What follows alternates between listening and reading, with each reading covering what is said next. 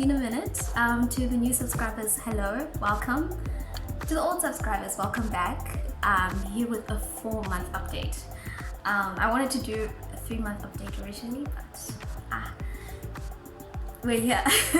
And of course, this being a 4-month update since I last installed my hair in March. There's a lot that's been going on, so let's get right into it. Definitely one of the first things that I noticed was the way that these small little like loose ends would stick to my locks, to the ends of my locks.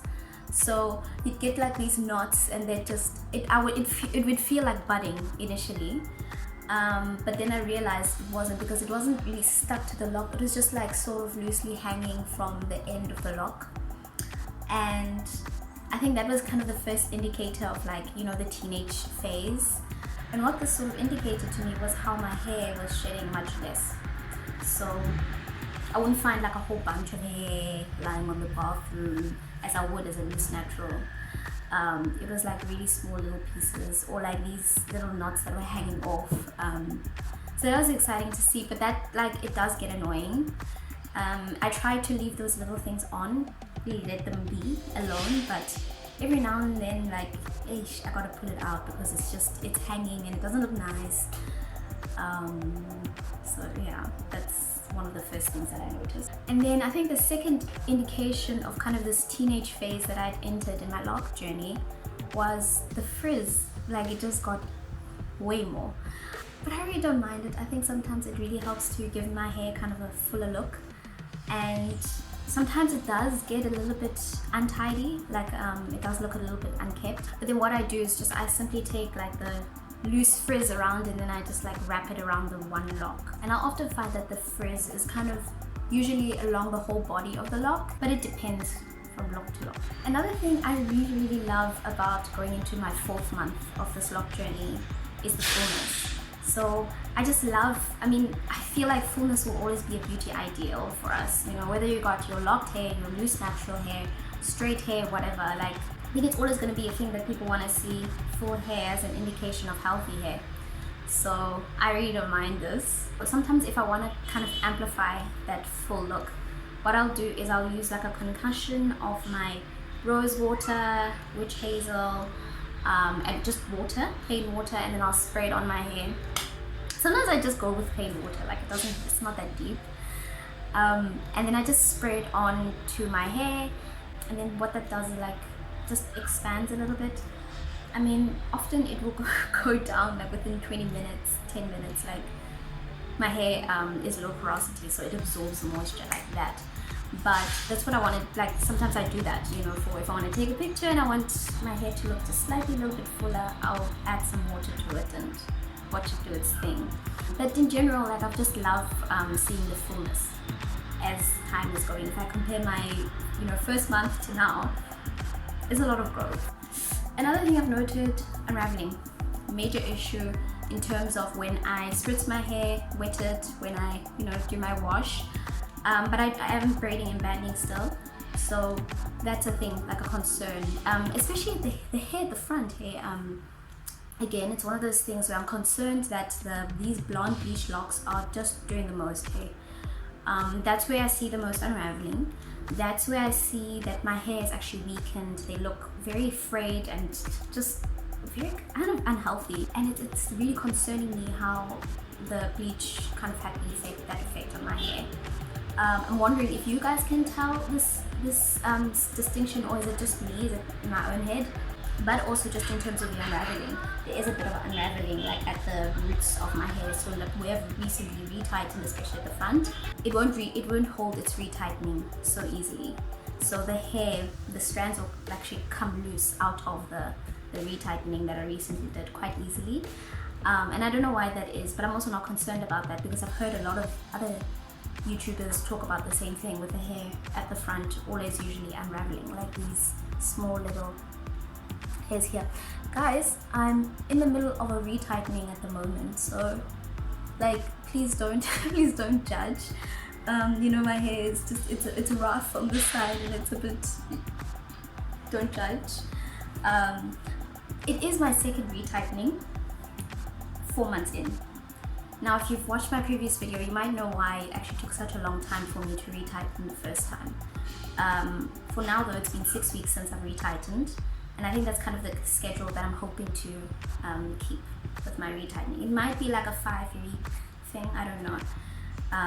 I've just been sort of monitoring the rate of my growth, and I've noted that 4 weeks is too short, but like 7 weeks or more is too much. So I'm like 5-6 weeks. It's going to be a trial and error to see what kind of works and what doesn't. I also don't want to weaken my hair too much with over retightening it, so we'll see. The other cool thing that I've noticed 4 months into this now, especially after I did my first retightening, is that there's less marrying between the locks. So I mean, of course they still marry from time to time, especially after a wash. So what I'll do straight after a wash, I'll go and I'll separate each lock by itself, just so that they don't do that whole thing of marrying between each other, especially at the roots. But it's becoming easier. I think the hair is learning slowly but surely to just grow in its own, space. We're training it, and it's looking good. So it's just much better than what was happening in my first 2 months when I was just all over the place, with my starter lock. And I think the other exciting thing, definitely the length retention. Of course, being a starter locker, in this beginning year, I understand that shrinkage is going to happen a lot, and I've noticed that. But in addition to that, I've also noticed how my hair has grown. I've noticed the rate at which my hair has grown. It grows a lot. This is something that I didn't notice with my loose natural hair, and yeah, like I just love seeing in the mirror sometimes. That it will even surprise me how far back my hair can stretch. So it's a cool thing to see just some of the length being retained, length that I wasn't used to seeing when I had my loose natural hair, so that's fun. Just a side note, what also does help sometimes to retain that length for me is when I have just recently done like a braid out, when I've braided my hair or done like a style, then you see the length a lot. I try not to do it too much because I don't want to manipulate things so much, so I'll do a style like now for the purpose of this video, just so I can look cute, or if I'm going out somewhere, which I don't do often in lockdown anyway, but yeah, that's sort of the thing. That's the only time I really tighten or manipulate my hair in any form. I want to do a lock hairstyles video though, but again, I don't want to manipulate it too much right now, but I feel like 4 months in should be safe. Yeah, I don't know, I'd love to though. I think another thing that kind of tests to kind of this length is my ponytail chronicles, which I'll show you just now. Like, it's exciting. Okay, then in terms of locking, have I noticed any locked locks?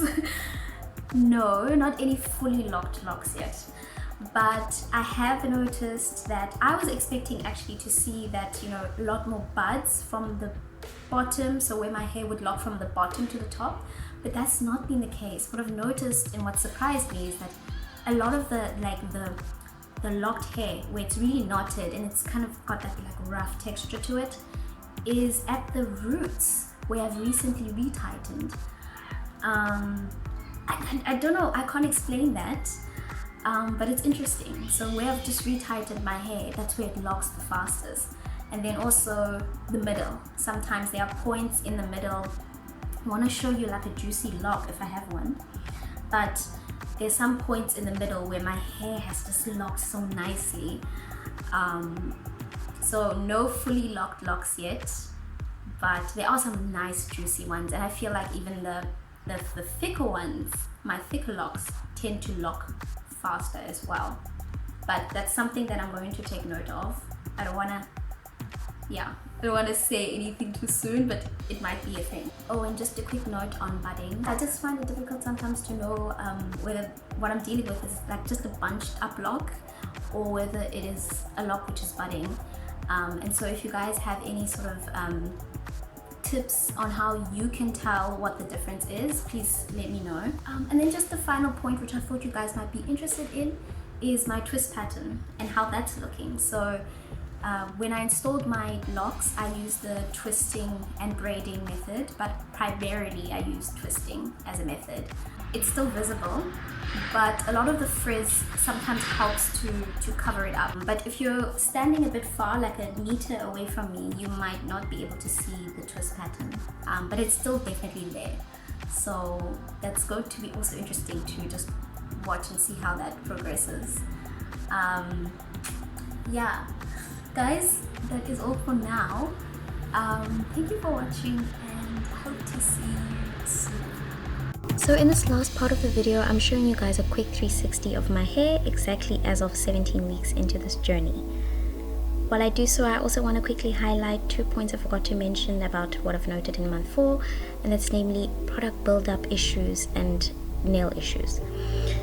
Coconut oil after wash has personally caused major product buildup for me, and I can speak on that on another video. Also, please take care with jagged nails when handling your hair because it's super easy to accidentally snag onto a lock and compromise its process. But that's all for now. Thanks for watching, guys, and see you next time.